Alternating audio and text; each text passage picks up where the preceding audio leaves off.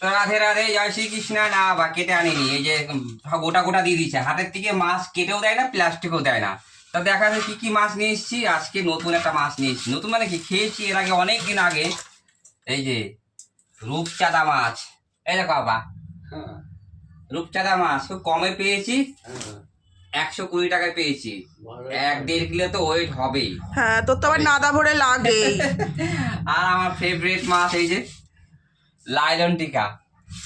আর আজকে ভেবেছিলাম একরকম মাছ নেবো, কিন্তু 2 রকম নিয়েছি, কারণ ফ্রিজে মাছের মাথা রয়েছে, ইলিশ মাছ রয়েছে, চিংড়ি মাছ রয়েছে।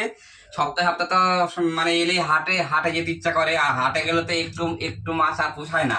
যা দেখি সবই যেন কিনে মানে মানে কিনতে ইচ্ছা করে। আর সবজি বাজার করিনি, করেছি শুধু আলু, টমেটো, বেগুন আর হচ্ছে রসুন। আর ফ্রিজে সবজি টুকটাক আছে, সবজির এখন অনেক দাম।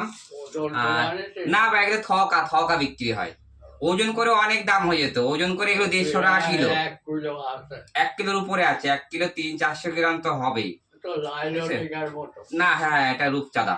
তো যাই হোক, হ্যাপি সানডে, ভালো থাকো, সুস্থ থাকো। হ্যাঁ। আর নাতনি আমার আর আশীর্বাদ করো যাতে নাদা ভরে খেতে পারে। Bye bye.